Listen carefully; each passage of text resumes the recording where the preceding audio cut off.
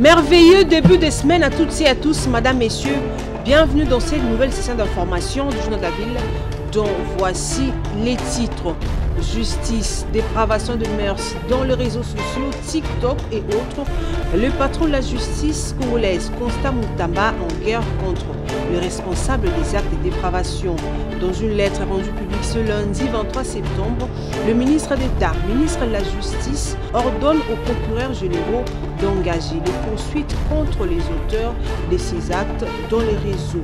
Pour noter que cela fait suite à une multiplication en toute impunité des comportements dénaturés dans les réseaux. Sit-in de l'opposition et la société civile ce mercredi 25 septembre 2024, Moïse Katumbi, président du parti Ensemble pour la République, mobilise ses militants et le peuple congolais à la participation massive. Devant le palais de justice à Gombe, les manifestants vont dénoncer les arrestations et détentions des opposants, dont Seth Kipuni, Jean-Marc Abound, Mike Moukebaye et autres. Madame, Messieurs, c'est tout pour les sommaires. Encore une fois, bienvenue dans ces journaux.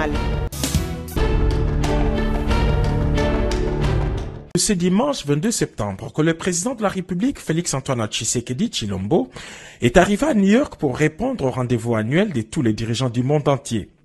Les chefs de l'État entament ainsi une mission officielle de quelques jours en terre américaine, marquée par d'intenses activités politiques et diplomatiques de très haut niveau.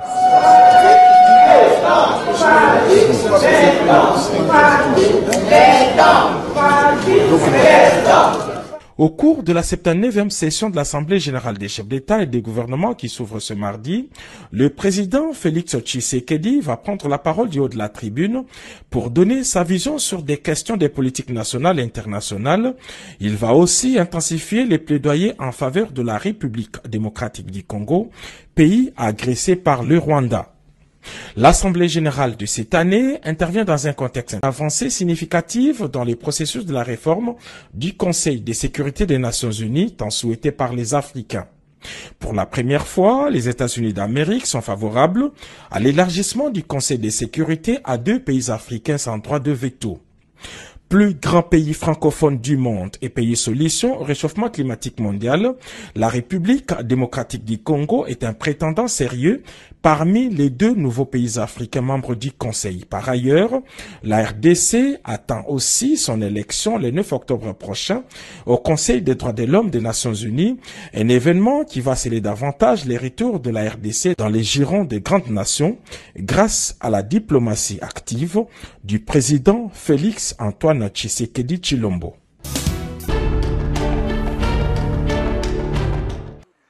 Nous sommes sur l'avenue Pumbu, dans la commune de Gombe, où les travaux de réhabilitation touchent déjà à sa fin. Mais les constats faits sur le respect des normes de construction est amer. Par exemple, le niveau de la chaussée et les caniveaux n'est pas respecté. En plus, les goudrons utilisés ne correspondent pas aux normes. Interpellé à ce sujet, Jean Mangalibi, acteur de la société civile, déplore cette situation et interpelle les autorités. Bon, je ne voulais pas parler de l'école de Mombele. Je crois que tout le monde sait exactement ce qui se passe avec le ministre de la formation professionnelle et Enabel. Actuellement, c'est l'école de Mombele, une auto-école qui n'appartient même pas au ministère. Là, c'est sur l'avenue Pumbu. Je crois qu'on a commencé à décrier au début des travaux. C'est une société qui n'avait pas de engins. Ils se sont débattus. On a parlé sur la qualité des travaux. Je crois que les images parlent. Le goudron a été mis il n'y a même pas 3 mois. Ça commence déjà à décoller. Les travaux n'est pas encore finis.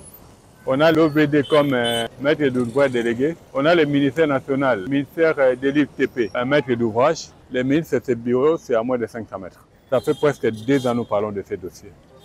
Le ministre n'a jamais mis les pieds ici. Durée des travaux 14 mois, on a fait presque 2 ans. Regardez vous-même la qualité de l'ouvrage. La question que je me pose, pourquoi le ministre reste toujours en fonction? Pourquoi l'OVD, avec un DG qui passe son temps à faire des éloges, mais ce sont eux qui contrôlent. Avez-vous vu la qualité de la bordure? Ce n'est même pas en ligne droite. Si la justice pouvait se saisir de ces dossiers, je crois ça va quand même nous épargner. Parce que quelque part là, trop c'est trop. Nous devons avoir pitié l'amour de ces pays. On ne peut pas accepter ce genre de situation demain. Je peux dire ce qui est remaniement d'urgence avec poursuite de certains ministres. Cela fera en sorte que ceux qui vont rentrer maintenant là, ils travailleront pour le bien du Congo. Je ne suis pas un professionnel, mais j'ai un œil qui se voit. Ça montre que ce sont des travaux qui sont bâclés. Il y a l'irresponsabilité du ministère de l'ITP, le manque de professionnalisme de l'OVD et ceux qui exécutent. Je ne sais pas si c'est la première route qu'ils ont eu à faire en République démocratique du Congo.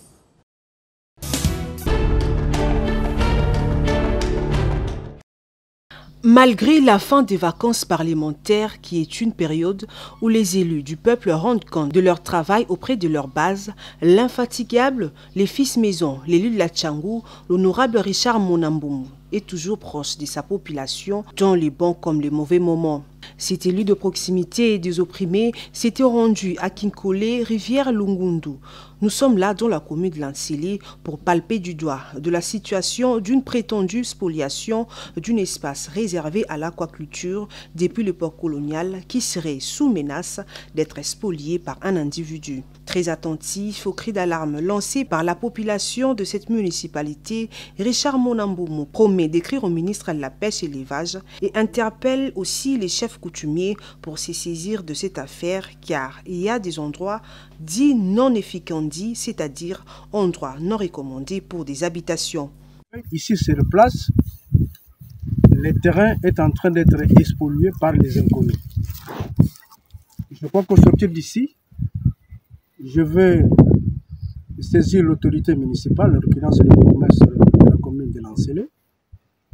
Au besoin aussi, je vais écrire au ministre de la Pêche pour que cette partie soit uniquement réservée pour l'aquaculture. Est-ce que c'est partout que nous devons habiter? Non, il y a des lieux non edificandi, comme nous le disons bien en latin. Il y a des endroits qu'on ne peut pas habiter. Depuis, je pèse mes mots, je crois que vous verrez les images. C'est les lieux uniquement réservés pour l'aquaculture. Et cela ne peut pas faire l'objet d'une quelconque spoliation. Sur ce, je vais interpeller le bourgmestre, je vais interpeller tous les chefs coutumiers. Il y a des lieux que nous appelons non edificandi, des lieux qu'on ne peut pas habiter.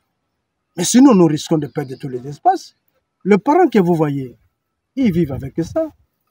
Après avoir élevé, ils vendent le poisson et leurs enfants étudient. Mais pourquoi que nous voulons de temps à autre les spolier? Chef coutumier, il y a des endroits qu'on ne peut pas vendre depuis l'époque coloniale. À l'occurrence, là où je suis, là on est en train de faire des étangs, on est en train d'élever des poissons pour que nous puissions manger des poissons frais. Limitez-vous, permettez la tautologie, là où il faut se limiter. Mais ici, ça ne peut pas faire l'objet d'une quelconque spoliation. Et j'en ferai part au bourgmestre de la commune de Lansele, j'en ferai part au ministre de la Pêche, j'en ferai part même au gouverneur de la ville. Voilà la raison qui justifie ma présence ici avec les notables, parce que ce sont eux qui m'ont invité pour décrier le comportement criminel occasionné par les tierces personnes.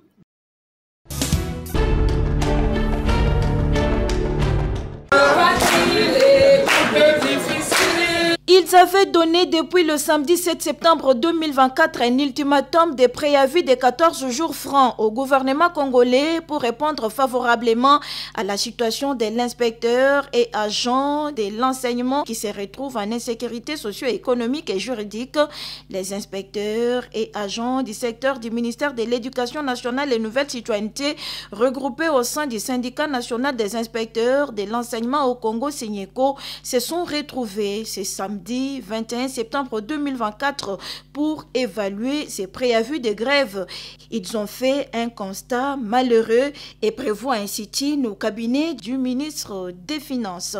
Henri Christin Longenja, secrétaire général du Signeko. Nous avons constaté un léger désintéressement de la part même de notre propre ministre d'État qui n'a même pas réservé une suite. L'inspection, c'est sa bras séculier et que si elle s'empite de son bras, alors vous voyez ce que ça va faire par rapport à son travail. Ça doit être corrigé vite. Et pour ce qui concerne la prime pour fonction spéciale des inspecteurs et agents de l'enseignement, il y a des avancées, mais malheureusement, ça ne concerne que la ville de Kinshasa et le Inkisi, c'est-à-dire le Congo central 3. Le dossier, pour l'instant, est bloqué au niveau de la Banque centrale parce qu'il faudrait que le cabinet du ministre des Finances donne l'autorisation pour que la Banque centrale libère. Nous invitons les comités de programmation d'accorder l'urgence à tous ces dossiers-là, notamment le dossier de la prime pour fonction spéciale,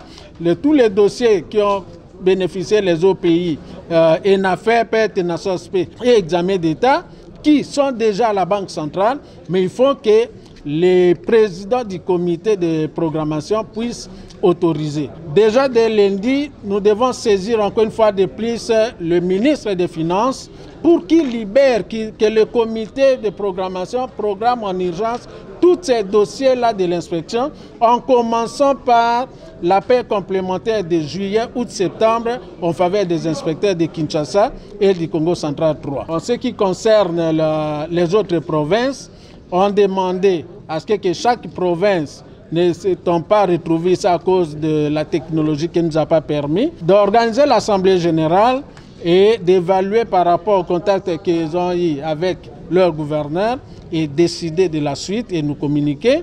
Et dans les cas contraires, les jeudis, tous les inspecteurs et agents, nous devons nous mobiliser au cabinet du ministre des Finances jusqu'à ce qu'on ait l'autorisation par rapport à tous nos dossiers.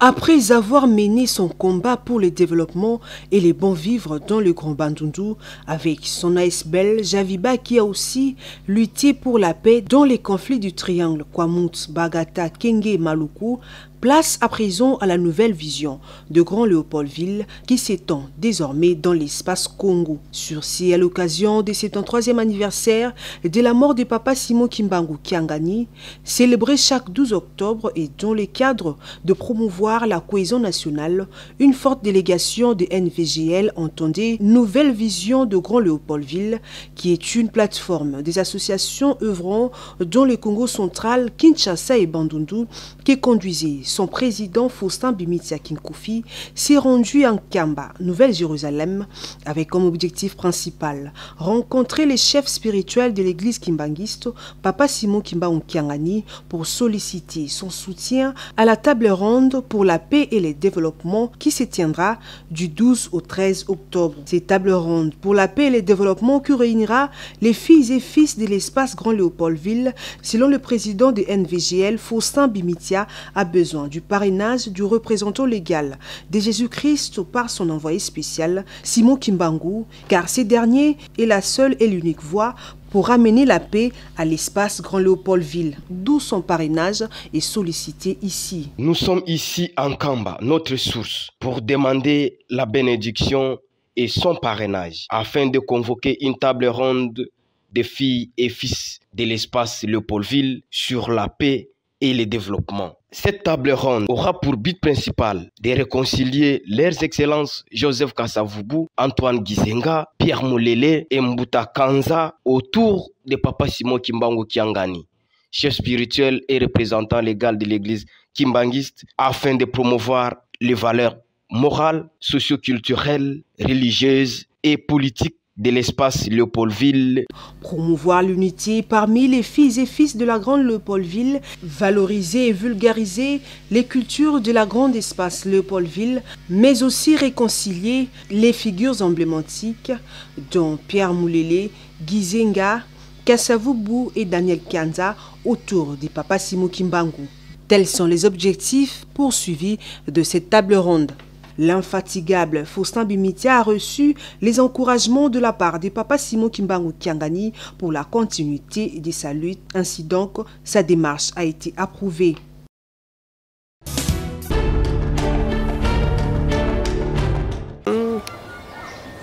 Nous sommes au village Mukomo, un village situé au plateau de Bateke dans la commune de Maloukou. Ici, c'est le chef Willy Moba qui est le patron de ce village désigné par le conseil familial.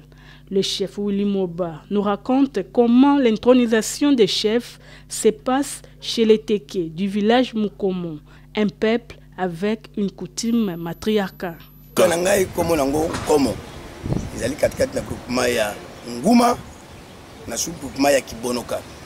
Alors, mboka nanga ezalaki na kokolanga komona make nde azalaki kolomboka eza mpute eza village te ezalaki campement ferme na ye moko abandaki yango depuis 1962. Depuis la création ya mboka wana kuna batika ya kotia chef coutumier te eza ferme campement na ye moko monsieur Mac qui est mon grand-père.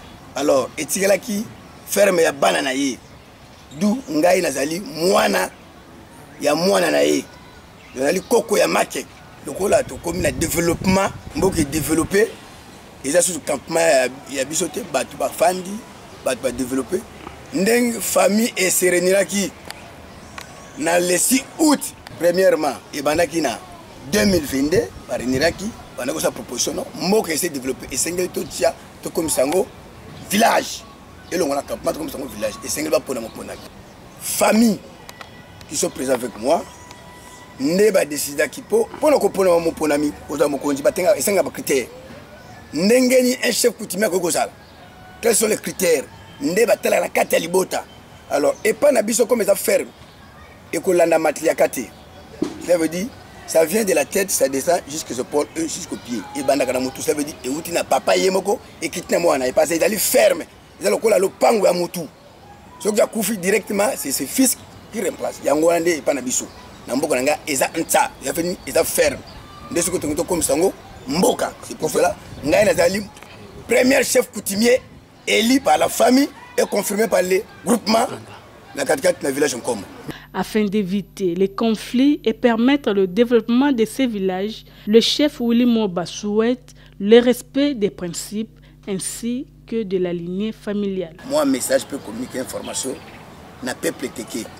Vraiment, essayez le Kolanda, la lignée, le principe, la norme, essayez pour notre pouvoir. Ceux qui mboka ne sont partenaires na yote, ma sœur, mon frère, tika moto azana droit à pouvoir. Et mboka ba tekité, mboka izali, ezamo parti ba famille bakana ko fanda fanda bak, yango to yaki pour ko arranger, ko développer mboka, ko cha lotili ki to bengi courant.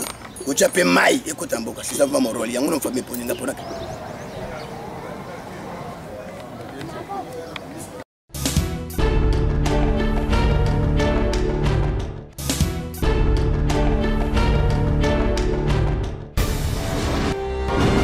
C'est par cette note que nous bouclons complètement cette session d'information du Nord de la ville.